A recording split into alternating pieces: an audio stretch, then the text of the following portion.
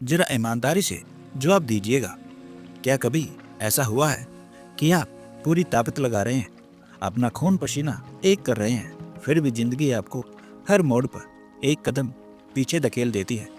कभी लगा है कि आप एक कमरे में अकेले लड़ रहे हैं, बाहर सबको लग रहा है कि आप ठीक हैं, लेकिन अंदर से आप हर दिन थोड़ा थोड़ा टूट रहे हैं?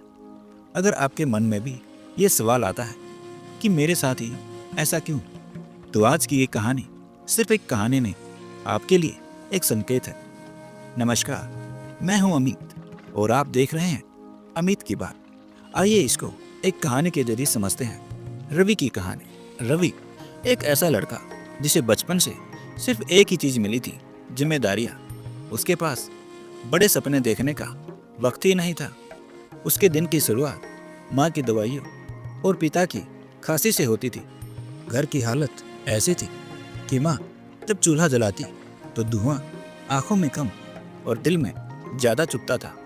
वो हर रोज बस यही दुआ करती, हे ईश्वर, आज का दिन खैरियत से गुजर जाए। रवि ने बहुत कम उम्र में जान लिया था कि किताबें सिर्फ ज्ञान देती हैं, लेकिन इंसान को गढ़ने का काम सिर्फ खराब हालात करते हैं। हालात और बिगड़े, पढ़ाई छूटी, हाथ में मजदूरी आई, दिन भर धूप में जलना और रात में थकान की चादर ओढ़कर सो जाना। रवि को लगता था कि उसकी मेहनत एक दिन रंग लाएगी, लेकिन नियति को कुछ और मंजूर था। उसके पिता का साया सिर से उड़ गया। उस रात घर में सन्नाटा तो था, लेकिन रवि के अंदर एक शोर मचा था। शमशान से लौटते वक्त उसे एहसास हुआ कि अब रोने का हक भी उससे छिन गया है, क्योंकि अब वो सिर्फ एक बेटा नहीं, उस घर की आखिरी उम्मीद था। वक्त बीतता गया, लेकिन मुसीबतें कम नहीं हुई। काम छूटा, कर्ज बढ़ा और घर की दीवारें मानो उसे निगलने को दौड़ती थी। एक रात रवि बिना बिजली के उस खाली कमरे में बैठा था, जेब में एक रुपया नहीं और सिर पर लाखों का बोझ। उसने खुद से पूछा, क्या मेरी हस्ती बस इतनी है कि मैं घुट घुट कर खत्म हो जाऊं? दोस्तों, कुछ दर्द ऐसे होते हैं जो आंखों से नहीं बहते, वो अंदर ही अंदर इंसान को पत्थर बना देते हैं। रवि उस रात रोया नहीं, वो टूट चुका था। अगली सुबह हार मानकर रवि एक चाय की दुकान पर बैठा था। तभी बगल में बैठे एक बुजुर्ग ने, जिनकी आंखों में गजब का सुकून था, रवि के कंधे पर हाथ रखा और कहा, बेटा, बोझ बहुत भारी है क्या? रवि झुंझलाकर बोला, जिंदगी ने थका दिया है बाबा, अब और हिम्मत नहीं बची। वो बूढ़ा आदमी मुस्कुराया और बोला, जिंदगी ने नहीं थकाया तुझे, तेरी हार मान लेने वाली सोच ने थकाया है। याद रख, लोहा तभी औजार बनता है जब वो सबसे ज्यादा आग में तपता है। तू अभी जल रहा है, पिघल मत, बस डल जा। वो बात रवि के सीने में तीर की तरह चुभी। उसने तय किया, एक आखिरी कोशिश, खुद को साबित करने के लिए नहीं, खुद को पहचानने के लिए। उसने एक बहुत छोटा काम शुरू किया, ईमानदारी ऐसी की लोग मिसाल दे। शुरुआत में पड़ोसियों ने मजाक उड़ाया, अपनों ने साथ छोड़ा, लेकिन रवि अब पत्थर बन चुका था, जिसे तराशा जाना बाकी था।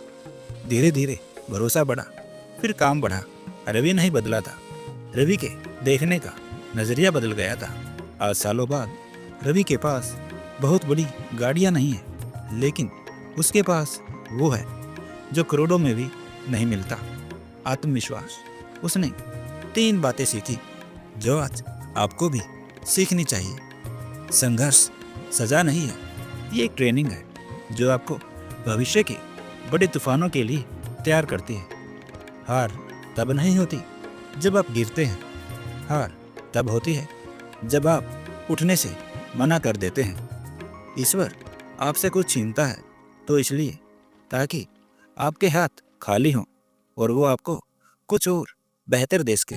मेरे दोस्त, अगर आज आप भी रवि वाली स्थिति में हैं, अगर आपको लग रहा है कि सब खत्म हो गया है, तो याद रखिएगा, सूरज के डूबने का मतलब ये नहीं कि वो खत्म हो गया। इसका मतलब है कि वो अगली सुबह एक नई ऊर्जा के साथ लौटने की तैयारी कर रहा है। आप अकेले नहीं हैं। आपका ये संघर्ष ही आपकी ताकत बनेगा।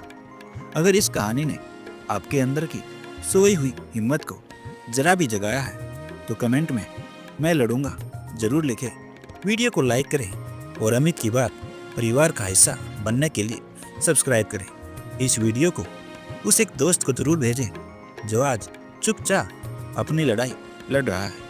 शायद आपकी एक शेयर की हुई कहानी किसी की जिंदगी बदल दे। मिलते हैं अगली कहानी में। तब तक हिम्मत मत हारिए, क्योंकि आप अभी खत्म नहीं हुए हैं। जय श्री कृष्ण।